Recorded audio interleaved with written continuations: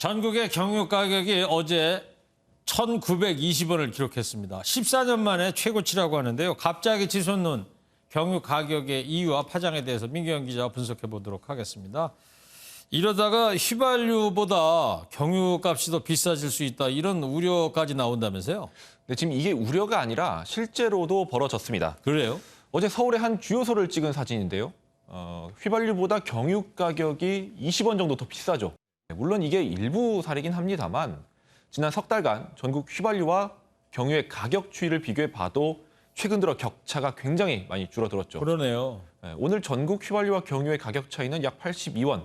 지난 1월 1일에 기록한 가격 차이의 절반도 안 됩니다. 네. 근데 이게 국내에 경유 수요가 갑자기 늘었을 리는 없고 결국 공급이 부족하다는 걸 텐데 이 정확한 이유가 뭡니까? 근데 이게 단순히 국내에 경유 공급이 부족하다 이렇게 볼 수는 없습니다. 휘발유도 마찬가지지만 경유값도 국제 가격에 연동되기 때문에 따지자면 국제적으로 경유 재고가 부족한 거죠. 실제로 배럴당 110달러 선이었던 국제 경유 가격은 지난 9일 181달러까지 치솟기도 했습니다. 네, 그러면 결국 우크라이나 사태가 주요 원인이다, 이렇게 볼 수 있겠군요. 네, 유럽이 수입하는 경유의 60%가 바로 러시아산입니다. 이미 알려진 것처럼 우크라이나 침공 이후에 유럽과 러시아가 서로 경제 제재를 가하고 있어서 경유의 수급도 당연히 불안해졌죠. 특히 유럽은 일반 승용차도 경유 차량이 많은 지역인데 유럽에서 수급이 불안정해지니까 국제 경유 가격이 급등하게 된 겁니다. 그리고 전쟁 전부터도 코로나19 여파로 글로벌 정유사들이 경유 생산을 좀 줄이고 있어가지고 이것도 주요한 원인으로 지목되고 있습니다. 네. 정부에서 기름값이 비싸니까 유류세를 20% 깎아주고 있지 않습니까? 근데 이게 휘발유보다 경유 가격이 더 오르는 요인 가운데 하나일 수도 있다고 그러던데 왜 그런 거예요? 네, 한마디로 경유는 휘발유보다 유류세 인하 효과가 더 적습니다. 설명하자면 경유는 화물차 등 산업용 차량에 많이 쓰이기 때문에 휘발유보다 유류세가 30% 가까이 적습니다. 네. 그래서 유류세를 20% 인하하면 휘발유가 119원 넘게 할인될 때 경유는 고작 약 85원 할인되죠. 경유가 휘발유보다 더 비싸지는 것 아니냐는 우려도 바로 이 지점에서 나오는 겁니다. 화물차 운전하시는 분들은 경유 가격 급등으로 특히 더 불만이 많은데요.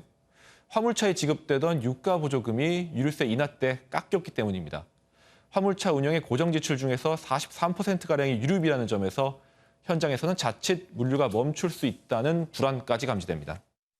운행이 아마 거의 불가능할 거예요. 이게 장기전으로 갈 때는.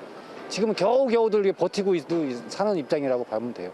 네, 지난해 한국교통연구원이 내놓은 자료를 보면 일반 화물 운전자가 평균 월 252만 원을 유류비로 지출했는데 당시 경유 가격이 리터당 1,190원대였습니다. 이걸 지금 경유 가격에 대입하면 월 400만 원이 넘게 되죠. 네. 자, 그러면 경유 가격 또는 전체적인 유류 가격 전망은 어떻게 될까요? 근데 어찌됐든 우크라이나 전쟁이 끝이 나든지 서방과 러시아가 협상을 하든지 이런 큰 국면 전환이 없다면은 전 세계 유가 고공 행진은 계속될 수밖에 없습니다. 정부는 현재 유류세 인하율을 30%로 늘리는 방안도 검토 중인 것으로 알려졌는데요. 네. 앞에서 말씀드렸듯 유류세를 인하하면 경유보다는 휘발유 가격의 낙폭이 더 큽니다. 그래서 전국 물류망 안정을 위해서라도 화물차 운전자 등 산업용 경유 소비자에게는 추가 보조금 지급 등 대책이 있어야 한다는 지적도 나옵니다. 예.